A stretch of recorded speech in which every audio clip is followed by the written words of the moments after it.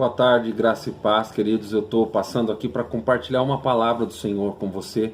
Está lá no livro de Gênesis e eu vou compartilhar essa história tão conhecida que está nos versículos do 1 ao 18, que fala sobre o momento em que o Senhor fala com Abraão e pede a Abraão o seu único filho. Abraão vai até aquele lugar, eles começam a andar juntos e o Senhor pede o único filho dele, Isaque. Então ele diz para o Senhor: eis-me aqui. E eles começam a ir em direção ao lugar em que o Senhor tinha preparado. E até um certo lugar, a Bíblia diz que 2 servos o acompanharam. E eles foram até um certo ponto e ali chegaram. E quando eles avistaram de longe o Monte Moriá, onde ali estava preparado para que o Senhor, o lugar preparado pelo Senhor, para que eles então entregassem ali, para que Abraão entregasse o seu filho naquele lugar que o Senhor havia dito.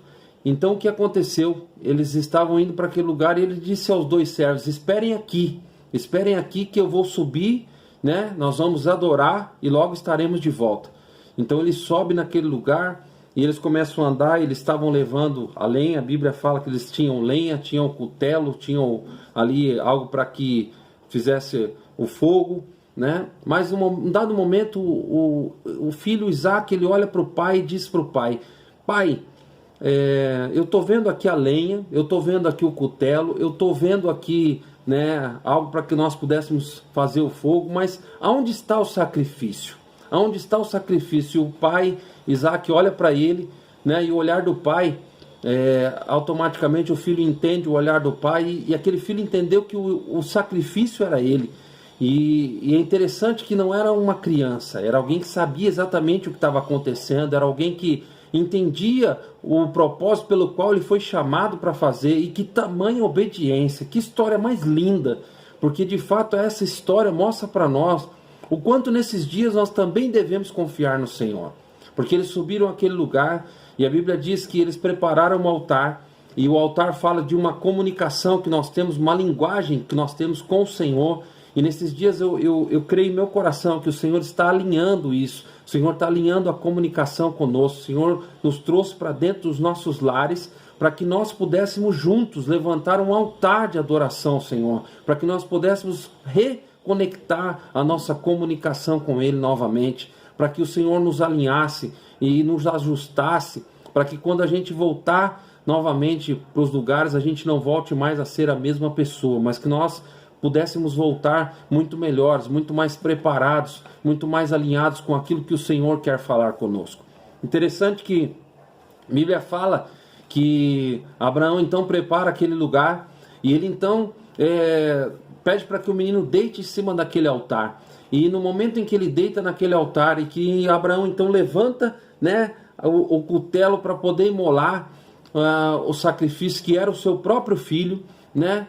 A Bíblia fala que ele ouve uma voz do céu dizendo: não toque no menino. Abraão, Abraão, não toque no menino. Agora eu sei que tu me amas, né?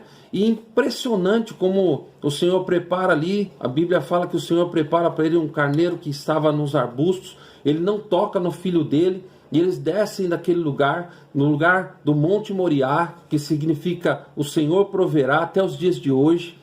Interessante que olha a obediência. Desde o começo ele disse: eis-me aqui. Ele não reclamou em nenhum momento, mas ele creu que o Senhor ia prover para ele.